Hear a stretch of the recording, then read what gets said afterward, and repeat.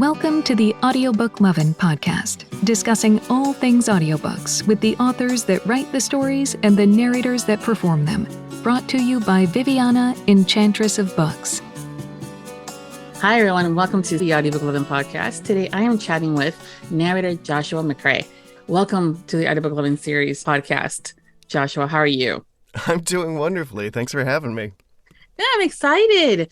I've listened to a couple of samples. I have a few of your books on my listen list, but life happens. But you're there. Does. So why don't you tell us a little bit about yourself, how long you've been narrating and how you got started? Sure. So I've been narrating since about 2015, 2016. The way I got connected to it was kind of a roller coaster. When I was growing up, there were really only two things I wanted to be. One was a rock star, and the other was an author, a writer. And when I got into college, my roommates at the time all worked at the theater. And they said, "Hey, you got a great voice. Why don't you come try out for some of the shows?" And I did, and I just fell in love with the stage. So I joined a small conservatory out in Northern California. And it was really teeny tiny. So you ended up having to not only perform, but also work at the theater itself. So, I started off in the marketing department. Then I was going to the classes. Then I was building sets. Then I was going to rehearsals. And then in the evenings doing shows, usually 6 nights a week. And I did that for a good 4 years. I mean, I graduated at some point, but I basically lived inside the theater for forever. For about 4 years. And it just so happened that the conservatory, the teachers there were from ACT, which is kind of a big conservatory in San Francisco. And they were really focused on an acting technique called practical aesthetics, and which is basically you throw out all of that acting stuff where you're trying to be the character and inhabit its soul or whatever, all that method acting. And practical aesthetics is really just about what is the motivation of the character. What do they want to do?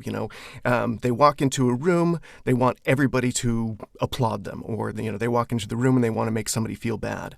And I didn't kind of know it at the time, but that technique translates really, really well to doing audiobooks, because you don't have the time to memorize your lines and create this whole backstory for a character. You really just have to kind of know what they want and what they're trying to do in any given scene, and it allows the listener to really feel it rather than having it feel the intention rather than having just a simple character voice. Anyway, so I get out of college.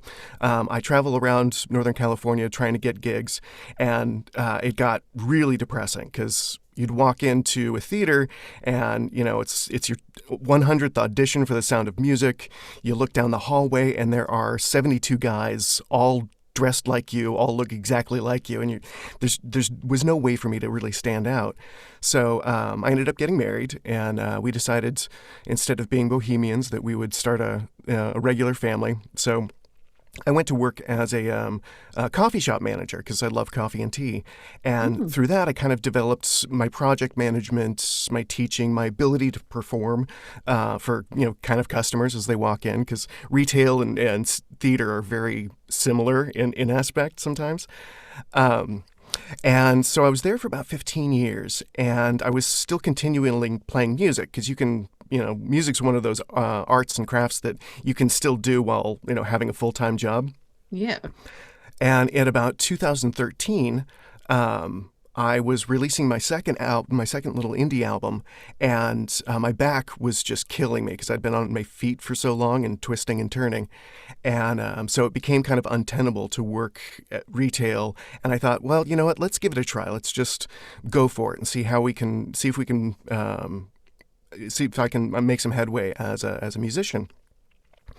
And then so as I was working as a musician, playing gigs and doing wineries and trying to sell albums one by one, I was trying to promote myself by writing a blog. So I would do this blog and all the social media stuff while I was performing, and it turned out that the blog became more popular than my stage show. So my wife turned to me and she says, "Why don't you write a book?" And I said, oh, that'd be kind of a cool idea. So I sat down and I wrote a book, and I rewrote it and I rewrote it and I rewrote it. And eventually I was able to hook up with a little indie publisher. And you know how kind of when you're writing and the process between, getting accepted and all the editing that has to happen between that and publishing takes a really long time. And so while I'm kind of sitting there going, just working on the editing of this book, I thought, what would be cool is if I could do my own audiobook. Because I've got the equipment, I've got all the stage training. What I don't have is experience doing audiobooks. So, of course, I found ACX and started doing little books here and there just to kind of develop my skill in front of a microphone. So when I finally got to my own book, I would be experienced at it. I wouldn't sound like an amateur in the studio. And so I just kind of got little jobs here and there. And then eventually we got to about 4 weeks before we went to print, and the publisher collapsed. They went completely out of business. And so I had this moment where, okay, I'm working in audio and I'm really loving the studio, and it's using all my acting techniques. It's using all my recording techniques. So do I want to spend some time trying to get this book and other books published, or do I want to kind of pursue my time in the studio? And that's how I ended up a narrator. Wow. Talk about a journey. Right. Yeah, that's a lot of different things that you kind of went to land here. But still everything that you did was so interconnected that it totally works as an audiobook, narrator, from the performing to the marketing and the social media stuff that you have to do too. All that fun stuff. Yeah. Yeah, I mean, everybody comes at it from a different perspective, and sometimes it's like, oh, I was in voiceover, and then I decided to try audiobooks and fell in love with it, or, I was a proofer, and I found I could also be in front of the mic, that kind of thing. Yeah. So. Yeah, everybody's journey is always fascinating because it never feels like they graduated high school and when they were asked the question of what do you want to be when you grow up, was never narrator. Right. Because a lot of us didn't know that was available as a career. Oh, absolutely. And so I always have that feeling that if I could go and meet my former young self and tell him that what I do for a living, he'd be like, oh, that is cool. Yeah. That is true. I think also too, if I heard something like that, I'd be like, wait, you could do that and make a living? Mm-hmm. That is cool. Because again, it was always the traditional, jobs, teacher, doctor, lawyer, psychologist. And I'm like, peopling. But that's a great journey. You real quick mentioned that you love coffee and tea. Mm-hmm. How much of an aficionado are you with coffee? Like, are you a perfectionist? Do you have like multiple machines? Do you grind your own beans? Really important question here. Yes. So I was a professional coffee and tea expert for a really, really long time. So I taught coffee and tea classes and took trips to Costa Rica, that kind of thing. So in my professional life, yes, I'm very, very meticulous about how I brew a pot of coffee. It's got to be freshly roasted. It's got to be freshly ground, and you got to brew it. And as soon as it's ground, so that you get all of the flavors and the oils and the acidity through that a really, really fresh cup of coffee. At home, however, probably in the early in the early aughts, when my son was born, we discovered that we can't freshly grind coffee because it will wake up the entire house. So no, at home I still have fresh coffee, but I do not spend a lot of time in preparation. Okay. I know a lot of us are coffeeaholics, and we also like do the cold coffees, and a lot of how we can work, but also we knowing that sometimes it affects your voice if you add cream to it and all this other stuff. So it's always, again, plus my husband is a huge coffee person. I mean, he grinds his own beans, French press, all the different machines. Oh, yeah. So when I find another person that's loves a coffee, I'm always like kind of curious to see how they go about it. Yeah, no, I take out my my French press usually on Sunday mornings when I know I've got a long crossword puzzle and no responsibilities. It's just there's a feeling of decadence that you get from really, really brewing a delicious cup of coffee. Yes, that moment when it's just hitting the cup and you smell it for the first time, you're like, I'm starting to wake up. Absolutely. So in the time that you've been narrating, and how has your process changed from the first book that you were cast in to now? I would think that as from the first book, it's really developing different craft pieces for me. The first real big thing of crafting was getting the right mic for my voice, because I was used to rock and roll mics, not so much voice mics. So really developing my skill with my my DAW, developing the kind of mics that I like to use based on how the books are. The next thing I developed was like my breathing technique to make sure that my delivery was natural, so that I don't attenuate breaths, and I certainly don't cut them out, but I do try to minimize them in my performance. And then it was just developing a grab bag of different voices that I can use very, very easily. So I have a list of characters that I can pull from, so that I'm not having to constantly reinvent each new character as I'm working on a new book. Mostly I'm much quicker now. And the best thing I ever did was find myself a proofer. And I mean, just that was probably the biggest, two big game changers. One is getting a professional coach, and two is getting a proofer, because somebody who knows your voice and can, without being mean about it, sends you a laundry list of punches that you need to fix.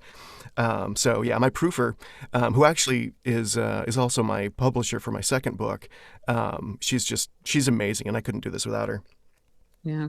So from the proofer perspective, it's at the end, once you're already done with narrating the book, she'll listen to it and give you any pickups and stuff like that, right? Mm-hmm. That you may have already missed. Yeah. Okay. Yeah, we work concurrently. So what I do is at the end of my day, I send her I take the tracks through a generic mastering process, and I send it to her, and she comes back usually later on that afternoon with all the fixes. So. So usually by the time I am finishing recording a book, I only have like one or 2 hours worth of pickups before the book is done. Nice. See, that's different. I haven't heard someone do it that way. So that's interesting. Yeah. Usually sometimes they'll do it at the end. And so the proofer will get the whole book and they listen, and then, you go back, or they'll do like, I've seen it where it's maybe halfway through the book, depending on the quick turnaround time.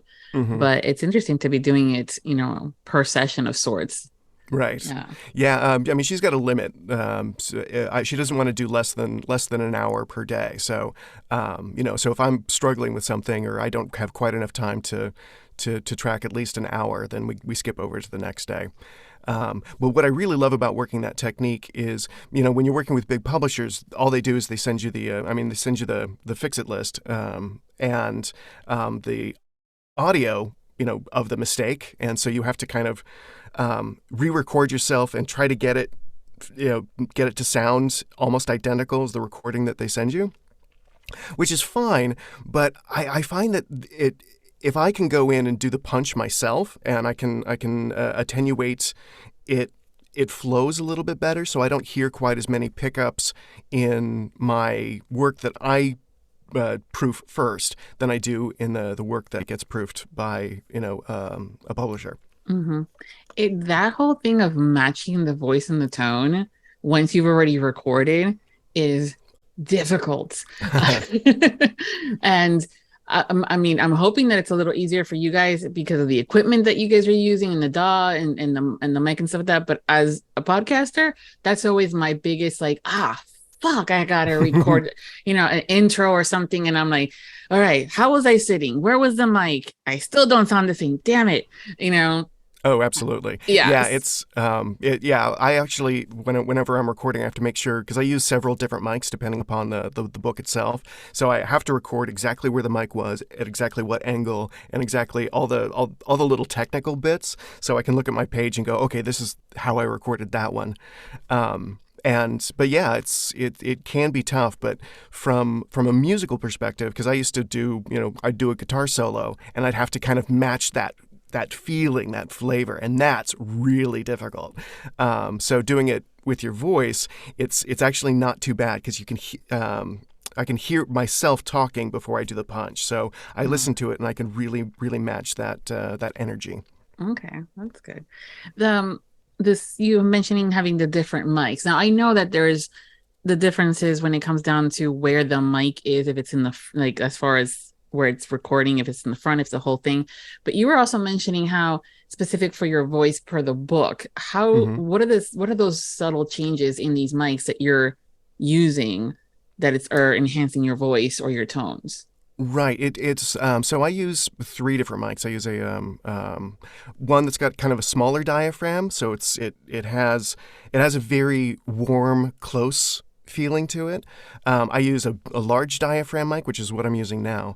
And what that allows me to do is it allows the sweet spot to be much bigger, so I can move around a little bit more. It's not quite as warm or intimate, but I can move my hands and I can move my face, and it does allow for much easier punches in later on. And then when I'm doing a real nested performance, something where I'm sitting really, really still, like what would be a good example? Like if you're doing an e-learning thing where you want it to be very succinct, I'll use a shotgun mic because that'll allow me to really, really focus on the text and on my breathing and on my voice rather than trying to do the characters in front of a camera, kind of. Does that kind of make sense? No, totally. So, yeah. Yeah, because I had heard that before when it comes down to when you first get started, you have this kind of mic from a cost perspective and then upgrade. And obviously the better the mic, the better the sound quality. Just never really thought about the differences in tones, except for one of a narrator that I talked to a couple of years ago mentioned that they got a new and they sounded a little like something a little bit like smoother, a little sexier. I'm going, here I was thinking it was just your talent, but it's your mic. Got it. Okay. I love that. It was messing with him. I love doing that. Sure. Absolutely. If you can't mess with us, well, why do this gig? Well, you just relationships are built. You realize that I'm the friend that can make anything into a sexual innuendo, and also I'm sarcastic. So yeah, once you know that things are good. Very cool. And it's really not so much the expensive mics that I like. I just like the ones that I try them out and I go, ooh, there's something, just a small little equalization or frequency that is picking up on my voice. Like, I've got a shotgun mic, which was maybe $200, $300, but when I compare it with the $2,000 shotgun mic, I hear no difference. And so like everybody loves the Neumann mics, and I absolutely hate them because they're so sensitive that it sounds like they're recording next to my tongue. So all I can hear is my mouth noise when I record on them. So yeah, I mean, sometimes those really expensive mics, you got to really know what you're doing, and they're really designed for big sound studios. $1 million where there's a helicopter could go over and you wouldn't hear a damn thing. In our home studios, we want something that's a little less sensitive because it won't pick up the air conditioner from two streets down. No, that's true. I know that a lot of people when they're starting, they're looking at the mics and things like that, and you don't need to have a huge expensive one, but you also don't want to buy off one of off a Sheen for $9 either. Right. So it's important. It's a tool. It's also a business expense for those that may not have realized that. So yeah, you're good. Yeah, my advice is always go. I believe George the Tech has a great website that has a list of beginner mics to try out, and so always just go there and see if there's a certain equipment that you could buy at a relatively low price. And pretty much once you find your mics, you're set. Yeah, and finding your groove as far as how it picks up your voice, because that's the other thing too you were saying. So interesting. That was fun. I'm a learner. Good. I'm sorry. I'm a bit of a studio rat. So yeah. Oh no, it's my goal to have someone teach me the whole thing with the DAWs and stuff and get it. Not that for me to do any narration, but just to have more of a professional setup when it comes to the podcast versus my plug and play, which works fine for now. So I'm happy with it. But it's a goal of mine to have one of those things and figure up more of that techie stuff just because I like tech. Sure. Yeah. It'll happen one day. We'll do some fun stuff with that. And then like, oh, look at me now. Right. Do you have any rituals or any sort of exercise, but for your vocals that you do prior to coming into the studio to start recording? The one thing I do very, very specifically is I work on my core muscles. So, I learned this in the theater after I had finished a dance class and had to perform that night. And when I got on stage, I was doing Jesus Christ Superstar. And when I got on stage, I couldn't believe how controlled my voice was. And I realized it was all the sit-ups that we were doing at the dance class before the show. And so that's my only one thing that I really make sure that I do before I go into the studio is a good session of sit-ups. And you wouldn't notice it because I'm also a beer aficionado.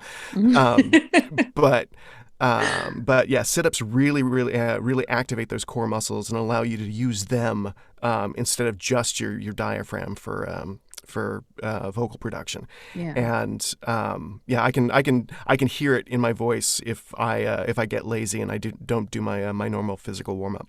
Yeah.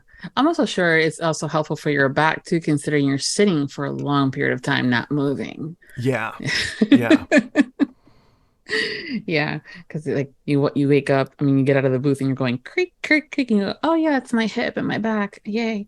Yeah, I've also got one of those standing desks, so I can change between standing and sitting in the studio, which is Sweet. Oh man, that's so nice. Yeah, that I can imagine is one of those where I've seen some of the booths where it's just sitting or just standing, and considering that you guys do your sessions in buckets of hours. But sometimes it could be, not just 1 or 2. I'm talking about 4 or 5. Oh, yeah. And yeah, it's one of those where you're going, leg cramp. Or just sitting in that one position. Yeah. You were mentioning you have a bag of characters that you use when it comes down to narrations. But how do you select those characters as far as the voice tones for the characters in the book that you're narrating, as far the accents are given, but there's still these tones and these cadences that you have to provide for the performance? How do you go about that? Well, I cheat. When I read a book, I cast it like I was casting a movie. So I visually have, an actor and kind of their tone and their cadence in my head as I'm recording. Not to do an impression of that particular actor, just to kind of borrow some of the vibe and the cadence of how they speak.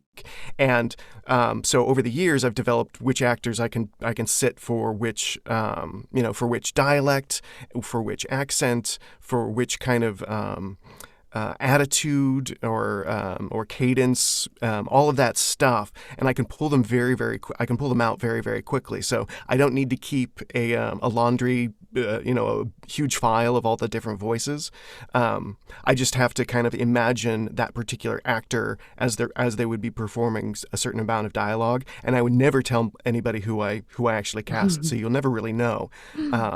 But that also kind of creates a shorthand with some of my authors who cast certain actors in the role as they are writing it. So if they tell me that information, then I can borrow that as well.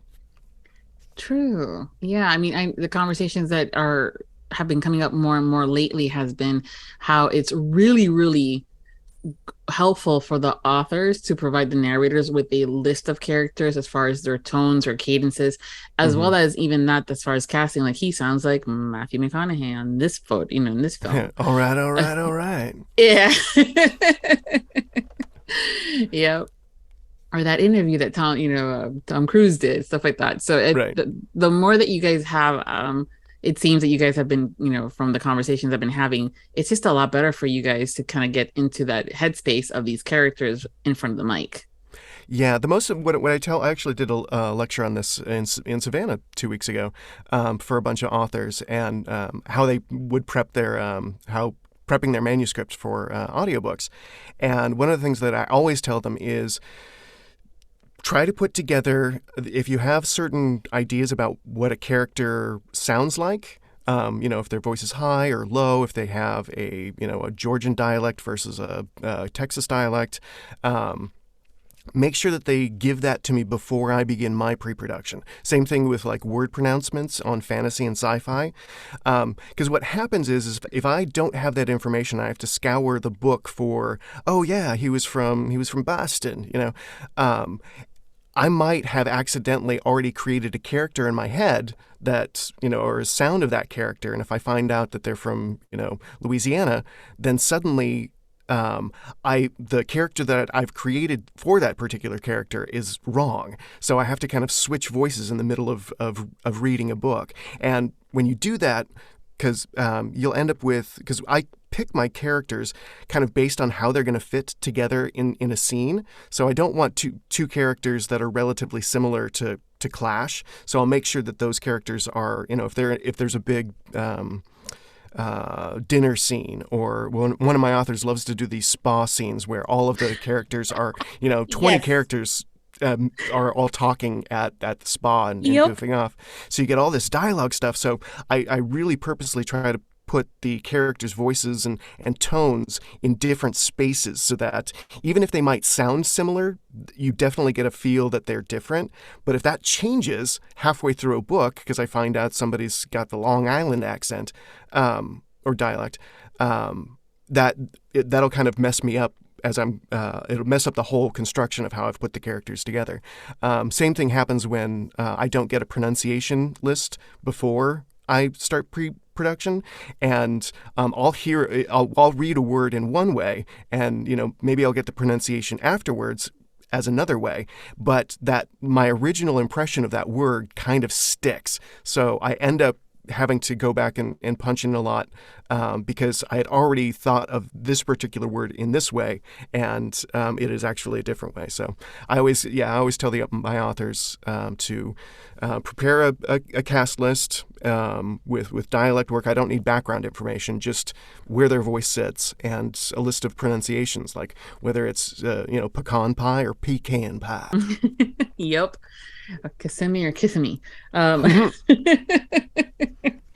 Yep. And also depending if it's a local or someone that's local to the area versus someone that moved there, and still does not know that it's Kissimmee, for an example. Right. Because the listeners will get you. Oh yeah. Yeah. They're brutal because they love this stuff, and we better respect that. Yeah. Well, I mean, it's like Louisville, Kentucky.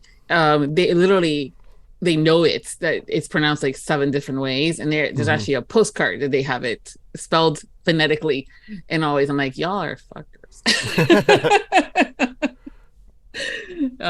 So yeah, it's very helpful. I'm glad that you're having those conversations with your clients and the authors, as well as when you go to these events and you're sharing the information and helping others create and get to that point where they're able to do their books in audio, because it's so much more helpful. A lot of authors have also said, if I only have known that at the beginning, my first audiobook that I produced would have been so much better. Right. I know so many authors that they've got the budget and the time, but they had a bad experience with that first audiobook. And it wasn't because the narrator was bad. It's just that they didn't understand how it was, what the process was like. So, anytime I'm not going to, obviously I'm not doing it at the Allure conference, but anytime I do it at the Literary Love in Savannah, I always, Stella gives me a full day to teach classes on how, what the process is of putting together an audiobook. And they find it invaluable because they don't walk into it blind. Yeah, no, I mean, everything from just prepping the book to script to when you're writing the book and knowing that it wants to get an audio, a lot of those tags, she said, he said, can go away.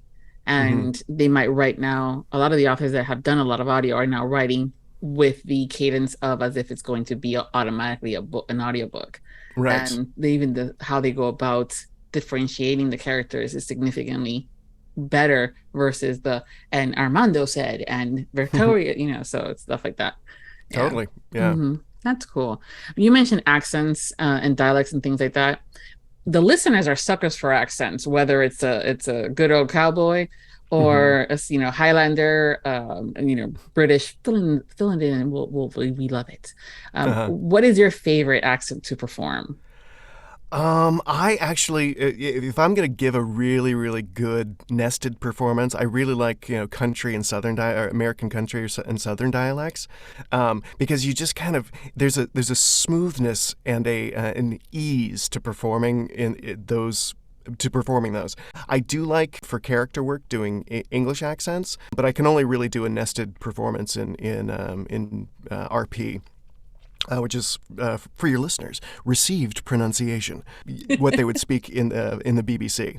I find other dialects can be challenging, not necessarily because I can't wrap my brain around them, but because the author might have written a character to be Scottish, but doesn't know how to write the Scottish cadence. So, they're writing it in American and want me to translate that into like a Scottish dialect. And that's when you hear somebody who is really good at dialect work, is a really good actor, but they seem to kind of flub a certain dialect or a certain accent, and you're going, that sounded way too Americanized. And it was because it was written American, it was written in American style, how they would use that language, where the cutoffs were. You can't directly take American written dialogue and put it into Irish. You know what I mean? But yeah, my favorite is just sitting down and hanging out with the boys and drinking a beer, just kind of that. I love sitting in those dialects, because it's just easy. Yeah, it's again, particulars, whether it's a Texan Southern accent versus a Georgia versus a Savannah. Savannah. Where pen and pen sound the same. Yes. Yeah, but also the Scottish, where I do not know what you're talking about, and those little things that can be done in the homework of the author is also important. But also, enough from a performance perspective, just certain light accents are always key too, because as much as I love my Scottish, I know that if I were to be speaking to someone, I probably would have to really be focused on them when they get going, because they speak fast and and it's a thick accent. So yeah, you don't want a real Scottish person doing an audiobook. No, I'm kidding. That's a joke. That is just a joke. Yeah, what I try to tend to do is get away with as little accent or dialect as I possibly can. So just a lilt on the edges, so that my nested performance, my natural performance, doesn't get bogged down with trying to wrap your tongue around certain words, so that the audience gets the point, but they you don't really flub it up and take them out of the moment when your Scottish gets to Austin Powersy. Yeah, or the Irish with the Lucky Charms and the Peppermint French. Yeah, Lucky Charms. Yeah, exactly. Yeah. All fun and for games and at a beer party, but not in my audiobooks. Thank you. Oh, exactly. Yeah. And you got to remember too, is like the audiobooks are kind of a stage, so the audience is there with you. They're there for it. They're suspending their disbelief as it is.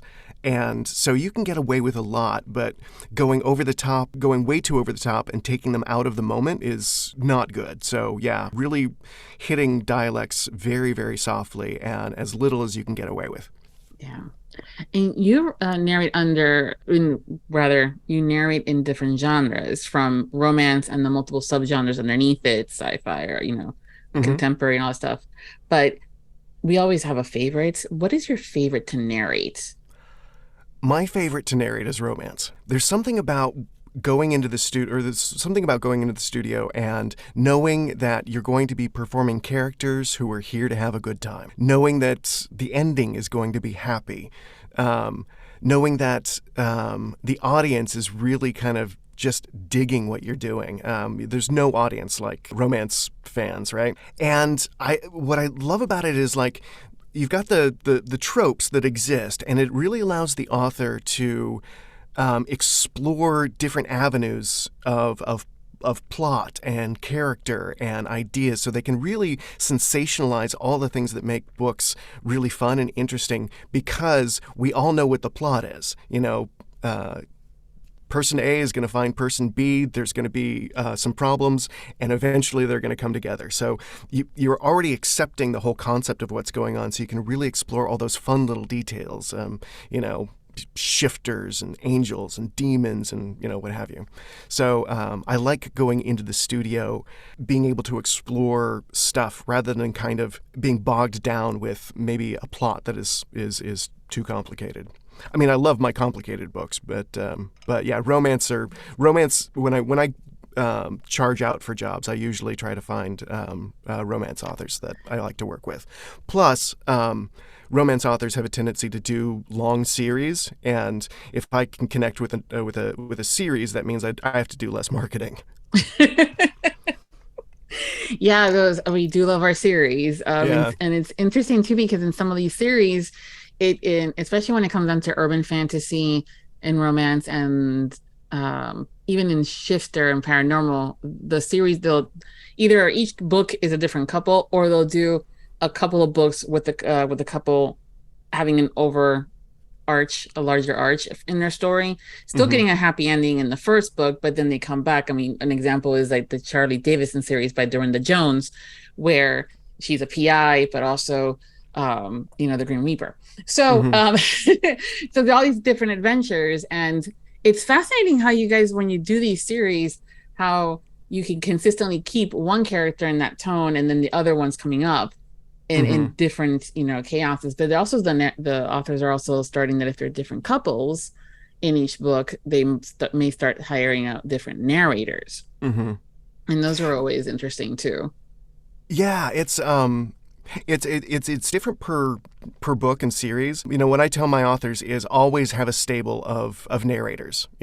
Always have different voices that you can and different narrators that you trust. Because one of my biggest things is when I'm teaching authors how to look for narrators, the number one thing is integrity and relationship, because you're handing a piece of art to another artist to interpret, and if you guys are not on the same page, or you don't kind of trust or feel confident in somebody, then the process isn't fun. And if the process isn't fun, why do it? But to kind of go back, I worked a lot of kind of shifter romance series books where they were it was a rock band, So book 1 is the lead singer, book 2 is the guitarist, book 3 is the bass player, that kind of thing. And what I do for that, because I do it explicitly, because I don't want to minimize the other characters in the book when they're playing side characters, but I also want to make sure that I can do a first-person, very nested, natural performance when I get to their book.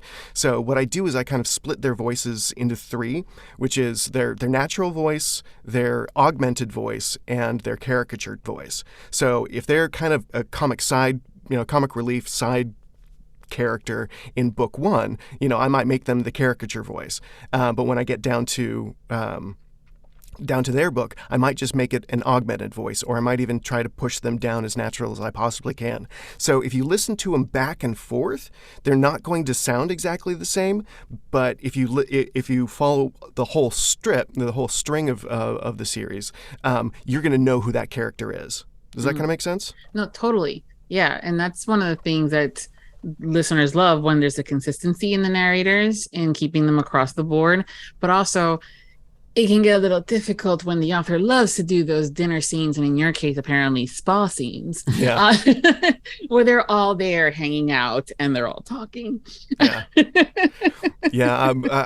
joke often that Stella writes certain scenes just to see if I can pull it off in audio. Okay, here's the secret. I think they all do at some point or another, especially when they've built that relationship with the narrators. Right. It's one of those, I'm like, let's see if I'm going to hold your beer or not. And then just continue to climb and add that extra accent, figure out there's sort of different people in there that, you haven't spoken to in a while character-wise. Yeah, they do that on purpose. But it's okay. We love them. Yeah, it's fun. Yeah, and that's one of the reasons why I keep the shorthand of cast. Like I work as a casting director in that sense, so I can go to them really easily. If I've forgotten who they were, I don't need to go through mountains and mountains of different audio sections. I just go, oh, that's that person. That's right. That's who that guy is. Yeah, no, it was funny. I was actually talking with this group of writers, and they had been writing a series on the 7 deadly sins. So each book was a character that was a demon that embodied each particular sin, and we had a really big debate of whether or not it would make sense to do a different voice, different narrator for each of the 7 books, or to hand it to one narrator to make it more cohesive. And they kind of came down to, well, it's going to be much easier to stick with the one narrator that you like, and also because the audience falls in romance. It's the one genre where the narrator is part of the ecosystem. People listen to it because they love that particular narrator. And so to change mid-series or to change from one to one, then they're going to kind of pick their favorites. So they might enjoy this one because they fell in love with this guy, but they might hate that one because they just didn't like the voice that came out. That is true. Yeah, it's definitely a part where listeners will discover a new narrator, and then like, well, what else have you done? Mm-hmm. And there they go into down the rabbit hole of that one narrator, and then the question becomes, so who are you casting next? And right. Yeah, I think some authors have started to kind of realize that as well, and have learned that announcing in advance that it's going to be multiple different narrators per book, depending on especially something like that, and then also getting some fan favorites, some up and coming, and mixing it in there can also work. But hey, when there's a narrator that has the range that can do all 7 deadly sins, I'm all for that, as long as they have the range, because otherwise I will be that reviewer. Love ya, but I couldn't really tell. Right. At that spa scene. No, I'm just kidding. Right. No, it happens. I mean, I had one scene a couple of years ago. It was the end of a 4-book cycle, and it was a throne scene where they were introducing this entire universe of fairies and demons and warlocks and all this kind of stuff. And there were 60 separate speaking voices. All back to back to back, introducing this guy and introducing that guy, and each one gave a little speech, and that got a little crazy. I think I had to really cheat my way through that one. Yeah. Yeah, I mean, it's a tool, and it's only, but it can only go so far. You can't use a sledgehammer for for something that's not used meant to do that. So right, I mean, our voices, there's a reason why our voices are like our fingerprints. You're going to sound like you. And when I'm teaching this to authors, I'm always like, so listen to Miss Piggy, and then go listen to Yoda, and think about those 2 voices and realize how close they actually are, because they're both voiced by Frank Oz. Huh. And if I just ruined the Muppet Show for you, I'm sorry. No, you're fine. But it's true. It's finding those, the cadence, or the how something is pronounced, or where that register is. Some listeners can pick that up real quick and have a really great ears. Others, they're devouring so many books, and because they're just loving the story and the performance, that it just completely goes by them. Until something else happens, and they're like, oh. It usually happens sometimes when you guys have pseudonyms, and they're like, we want more, and I'm like, we need to respect the narrators and why they want pseudonyms. Doesn't matter. So yeah, I get it, but look, they have a backlist. Keep going that way. Right. Yeah. The romance community is fantastic, and when they love, they support everybody. But you're right, as far as having the authors, it's important to kind of find those narrators that you can build a relationship with, that are easy to work with, that can stick to a schedule, because you're a part of that ecosystem, which also means you're part of the marketing campaign. And we're focused on, hopefully, Audible and anybody else that distributes the audiobooks to also not fuck that up. Right. So it's important. And just as much as listeners will pick up a brand new to them author, they will also not pick up a book because a narrator is reading that book. So it's important. So sometimes it's not. Yeah, I have a few anti-fans in my repertoire. That means you made it. You're good. Right, exactly. Yeah, I figure if I'm making everybody happy, that I'm not pushing my skills hard enough. Yeah. But yeah, I had an author who just absolutely adored my work, and hired me to do, I think it was like the 11th or 12th of a series that had already been done by another narrator, and there was a few that loved that original narrator, hated me, and still like to make me know it. Well, see, in that case, it wasn't about your performance. It was more along the lines that you just happened to have the luck of the draw of being the replacement. Right. Yeah. And that's different than I don't like you. Right. Well, it does get personal because you fall in love with these stories, you fall in love with these voices, and then suddenly there's this new guy who's because I have a high voice, I'm a high tenor, so I don't get those deep dulcet tones very easily. I think that helps me in the romance section because it also means I don't have to reach really high for female voices. But if you're used to that really, really deep, solid, gravelly voice, that's not me. And so if you're expecting that from this particular author, I could come as quite a shock. Yeah. But also very refreshing because I'm going, listen, guys, not everybody's a billionaire and a businessman and, is going to be an enemies to lover story and sounds like that. Right. Because that for sure did not happen at my internship. And and it's one of the other. And a lot of them are like, well, get into the book stuff for escapism, but at the same time you have to have a little bit of reality mixed in there to make it believable in order for that to this beliefs thing. So I like my variety in the tones and the voices of the narrators, both male and female. It doesn't always have to be that deep growly thing because it's not necessary. There's other ways to get us going in the situations that doesn't require that. Right. So yeah. So now that we've discussed that you love romance and because of the differences in the genres, and you get to play everything from the billionaire to the shifter that happens to also be a billionaire. The scenes are, you were talking about the plots, and we all know that we're going to get a happy ending, that there's they meet or they're, they've been friends for a while, however that works out. But there's different scenes within a book. Whether it's the first time they meet or the first time that they kiss, the fights, the bantering, stuff like that, the sexy times. What's your favorite to perform? Goodness. Yeah, I like to perform, this is the wrong word. I mean, this is the right word for it, but it's going to sound like the wrong word. I like to perform the climax of the story when you don't know what's going to happen and then suddenly everything kind of falls into place. So I like that energy that happens around what's going to happen next, and then boom, there it is. As far as the sex scenes, I find, because I approach them like their poetry. So I really try to chew the language a lot. So I find that I slow down just a little bit and I go through a sex scene as smooth as I possibly can. And I find that I can usually go through maybe do a single take of 5, maybe 6 minutes. Whereas I normally average around 45 to 2 minutes in a when I'm cutting and punching and rolling. So I like doing those scenes because I just get I get into them and I get out of them and I realize I've just recorded 15 minutes worth of stuff and it didn't feel like it.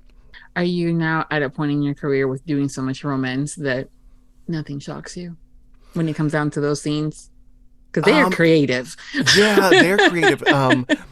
No, I would say that my only caveat to some of the sex stuff is you can tell when it's been written by somebody who's relatively not experienced in what they're writing about. So a leg might be over here once at the beginning of the scene, and then it's weirdly over in the other spot in at the end of the paragraph. So you really there's a dance to it. So the only thing that shocks me is when there's a continuity error in what's happening in the scene itself. But no, as far as the connection between one and or several bodies, there's nothing I've ever read that made me blush. Okay. Yeah, that's always a question and an interesting concept of, wow, that one went for a loop, literally, and stuff like that. So it's always interesting when they get to those scenes and you're kind of wondering, okay, how they're going to go about it. But you're right. There's been times where I'm going, damn, that's very flexible and bendy of her. And I'm going, no. Yeah. Unless there's, they worked for the circus and are, some form of, God, the word escapes me. The ones that do all those contortions. Yeah. Yes, thank you. And I'm going, yeah, but wow, no. Yeah. Yeah, mine is like when it's an author who's maybe not quite as experienced, and you just kind of want to send them an email going, that part doesn't do that. But also too, when it comes down to certain kinks, that's my biggest pet peeve of mine is you don't need to be living the lifestyle, but please do some research, because getting whipped with a nine-tail cat whip, which are not huge or anything like that, but in specific areas is not advised, because that's where the kidney is. And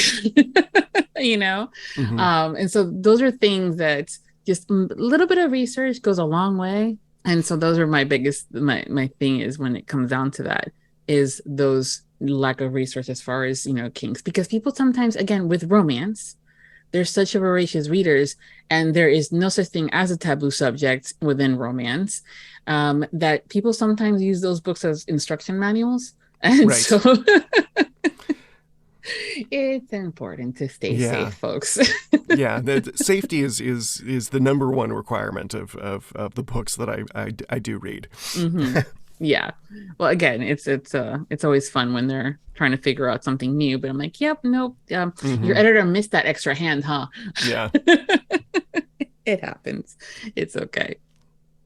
So you've had this huge, long journey as far as, different careers and, from musician to now narrator and stuff like that. And you're working and you're teaching and stuff like that. So, and, family life. So when you're not working, what do you do for fun? Oh, well, I kind of mentioned it before, but I'm a home brewer, so I brew beer at home. Yeah, we just kind of started out with a jug and some yeast and some sugar, and now we're actually at the point where we're kind of enjoying entering our beers in competitions. I have a buddy who brews with me, so I do that on my weekends when I'm unwinding. I also love fantasy football, and which is only half the year, but that's okay. I'm not much of a traveler, so I don't like going places, but I do like hitting the beach as often as I can. Yeah. Well, you're traveling in September for the Allure events. Is this going to be your first signing where you're part of it, or have you been to other events where you've been part of like a signing as a narrator? Yeah, I've been to several different conferences, and the one I normally do is the Literary Love in Savannah with Stella, who runs it, and she's also one of my authors, and she pretty much lets me do what I want. So I'm part of the signings, and I'm part of the presentation stuff, and so that's a really fun conference for me. But it'll be my first time at Allure, but not my first conference. Okay, this is definitely a new one in the sense that it's specifically focused on audiobooks, and so you guys are not the added bonus attraction, come stare at me, kind of a thing, which is great that other events are starting to realize that there is an audience for narrators and the audiobooks in general, but this is specifically marketing to that niche of audiobook lovers, and so you'll be there. Is this your first time going to Chicago, or you've been there before? It will be my first time in Chicago. Yeah. Nice. Good. You have to make sure you go to the Bean. The first time someone told me that, I'm going, why would I want to go to the bean? And yeah. Oh, that's that big silver statue. The yes. one done by Amish Kapoor. Yeah. Yeah. Amazing of the reflections on it. But there's so many things to do at this event itself, but also the city is gorgeous. I've been fortunate to be able to, also for a book convention many years ago, went there and did a bunch of sightseeing. But Allure's going to be fun, and I'm kind of looking forward to meeting all of you guys and getting to see the listeners and the readers as well, and kind of the reactions to you guys is going to be priceless. Yeah. Yeah. I'm actually really excited too, because there's a couple authors there that I've worked with that I've never actually met in person. So I actually get to meet the person behind the email. Right. I think that's one of the things that most of the narrators are looking forward to, aside from connecting with the listeners, but it's meeting those authors that they've worked with. Because like, oh my God, you're real. Right. And I'm sure the authors are the same way with you guys. I know I've spoken to a few and they're like, I'm actually nervous about meeting them. And I'm like, why? Because they read what I wrote. I'm like, oh, you're fine. So it'll be fun. Yeah, it'll be fun. And I'm looking forward to connecting with you there as well. Cool, me too. Which is why I love having these conversations before going into an event, because now I feel like we know each other, and you're gonna be like, hey, what you thinking? You know, and stuff like that. But the who's other thing, that weird guy staring at me from across the bar? Yeah. Do I know you? Wait, talk. Oh yeah. I recognize your voice. Yeah, read this paragraph. Right. Oh my goodness. I wonder if anybody's gonna pop up with that one. Oh, that'd be fun. Guys, if listeners, have fun with it. I can be an enabler, sorry. Anyways. The other thing I love doing with these chats is which is part of getting to know you guys better, is playing that 2 truths and a lie game, where you're gonna tell me 3 things about you and we have to figure out which one's the lie. So if you're ready. Okay. So I made elaborate stories for these, so if they go too long, let me know. So the first one is in the early 2000s. I was having a song produced by a Grammy Award-winning producer who wanted to change the title of who wanted to have my song translated. The song was originally titled As the Sidewalk Hits the Rain, but when they handed it to the translator didn't know how to translate my poetry, so he just made up his own. And he wrote a song called Te lluvia de tu amor, which, as maybe some of your Spanish listeners will know, translates to the shower of your love. So that's the song one. Then I've got a 30 Rock story. Once upon a time, I got lost at 30 Rockefeller Center with the lead guitar player for The Roots, and we had to join a Saturday Night Live tour group in order to find our way back to the lobby. And the third one is back in 2018, I was working on a congressional campaign, and we had to break into a building to steal internet so that we could work all of our computers the day before the election. Jesus. Okay, so we've got the song one, we've got the 30 Rock, and the congressional crimes. Oh my goodness. And also you added a bunch of different little nuances, Mr. in the early 2000s. Was that my radio voice? I'm sorry. Sometimes it just slips when I'm looking at my microphone. No, that was me being fucker. Yeah, you guys are getting way too good with this stuff. I mean, those little details is what messes up the potential of the lie. Right. Oh my goodness. Okay. Was the song the lie? Nope. Oh wow. That actually happened. Translations, por favor. Jesus. The internet was the lie then. The internet was the lie. We did have to climb a roof to connect 2 buildings with DSL cable. So I had to jump on top of a roof, but we didn't actually break in, and it wasn't illegal. Okay, see? Those little details. The having to join a tour group to get out, been there, done that. So it was way more plausible. Yeah, that was a fun one. My wife was good high school friends with Captain Kirk, who's the lead guitar player for the Roots for Jimmy Fallon's Tonight Show band. So he met up with us and gave us a tour, but because he doesn't give tours, we got lost. Yeah. And we had to jump in a Saturday Night Live touring group to find our way, to help us get our way back. Mm-hmm. Because those studios are, tricky in the background. Mm-hmm. We only see that one, set, but Mm-hmm. there's a bunch of different TV shows and other things that are being filmed there, and so how they get connected and stuff is daunting. Yeah, and what happens with that particular building is there's two sets of elevators, one on each side, and in the center of the building are the offices where guests and tours are not allowed to go. So if you're trying to get to one studio from the other side, you actually have to go all the way down to like the fourth floor, cross over the entire building, and then go up to where you wanted to be. Oh, crappy pro. Yeah, it's pretty funny. Yeah, no, it's funny until you're the one that has to go and not freaking know it. Right. Yeah, there was a convention in New Orleans, and one of the elevators had to do stuff like that, and we're going, this is not going to be fun. Mm-hmm. So, well, that was fun though. You had some good stories there, dude.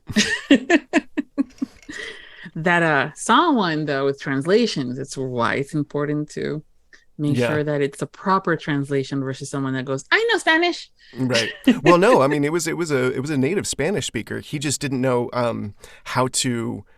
I think the determination was my lyrics were just a little bit too esoteric for what they wanted to produce and what they wanted to market. So rather than trying to do a direct translation of what I was saying, he just went, no, I'm going to rewrite the lyrics in Spanish so that it fits well with the melody. And I actually, I don't know if I could even have a copy of the Spanish version of it anywhere.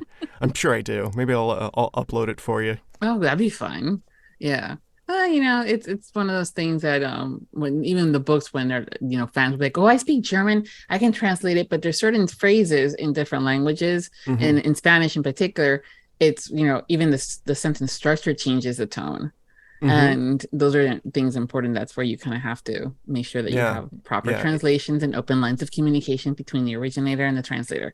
And idioms are so important in books. So there's you can't take an American idiom and change it into Spanish and have that make sense. So yeah, I just thought it was funny that the title that they came up with was "The Shower of Your Love." Kind of sappy. Yeah, some things just don't translate literally. Yeah. I mean, some of our creative curse words in Spanish, I'm sure you've seen them in memes on online where it's like, me cago en 10, I shit on 10.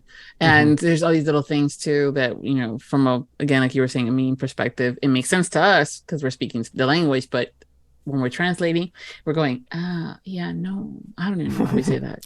It's fun times. Yep. Totally. Fun things about being bilingual. You think and write and read and all this different stuff, and you're going, why? Yeah, I can't imagine it. I mean, just the thoughts in my head in English are enough to drive me crazy. That's true. Yeah. Nothing like having a conversation in complete English and then having that one word bust out in Spanish and you cannot remember how to say it in English. Right. Yeah, those are not fun. And also vice versa. But that was fun. Thank you for sharing all that. No, absolutely. Yeah.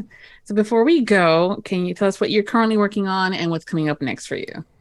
Okay, so I just released a new book by S.A. Price called Need You Around. It is the fourth of a supernatural romance. I just finished a book called Porcelain by Miranda Dodge. She's actually going to be at Allure, and it's her debut novel. I just finished the 8th book in a fantasy series by an Australian author. And I'm currently working on a book of wine recommendations called Drinking and Knowing Things. And it's kind of a punk rock. It's kind of a punk rock version of a wine recommendation book. So he really rails against common misconceptions about wine and the frou-frou-ness of wine experts. So it's probably one of the funnest books I've done in quite some time. And I'm right in the studio. I just did an hour this morning. Wow. That line of wine and knowing things kind of reminds me of the Game of Thrones. Oh yeah. Because I drink and I know things. Yeah. Exactly. Yeah, that was his intent. Drinking and knowing things.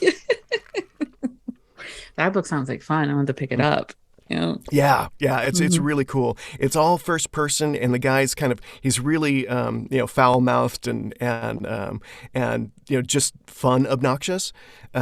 It's like I'm so grateful for having taken Sean Pratt's class on nonfiction, because there's so much French and Italian and German and cadence changes and rhythm changes and voice changes that are all encased in it. So if I hadn't gone and gotten myself a coach a while back, I'd have been lost. So my advice to all those narrators, if you're thinking about getting a coach, go do it. Yes. Yeah, it's a topic of conversation. It was a little late due to some clock app that decided to do some stuff regarding narration. And it's one of those things that I know I've always, in the years I've done this, I said, there's obviously a gifted talent that you may have been born with. And also those that have done theater and things like that. But there's something different about audiobooks. So if you can get a coach, do it. Right. There's a bunch of different coaches out there for a variety of different skill sets, and they're all fantastic. And so it's important to get that. So Sean's one that's highly sought after, knows a lot of things. Yeah, he was. I wonder if he drinks too. Oh no, he's a big beer and he's a Boilermaker fan. So if next time you're at a conference and you see him, order him a Boilermaker. Got it. I'm writing that down. Yeah, I've spoken to him online and stuff like that. So it's on my list of hopefully meeting up with him whether he's at a conference or doing some classes, because I'm all for it. Yeah. Well, thank you so much, Joshua, for taking the time to hang out with me today. It's been so much fun. My pleasure. Thank you so much for your time. Yeah. And I look forward to meeting you in September officially. Absolutely. In real life. I'll be the one standing in front of the bean with a cup of coffee. Got it. Yes. I'm like, dude, I'll be here. I would say I'll probably be the girl with the blue hair, but between now and then I might do something different. Keep it fresh. Absolutely. Yeah. And everyone, thank you for listening. I'm going to be including all of his information, including social media links. You can follow him over at the post at Viviana Enchantress of Books. And until next time, happy listening. Thank you to all of our Audiobook Lovin Podcast Patreon.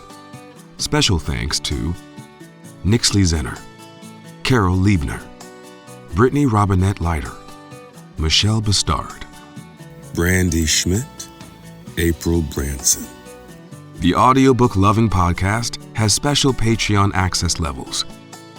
Join today to receive benefits including early access to episodes, shout-outs, special exclusive content, and much more. Support the podcast by becoming a Patreon at www.patreon.com/audiobooklovin. We thank you for your support.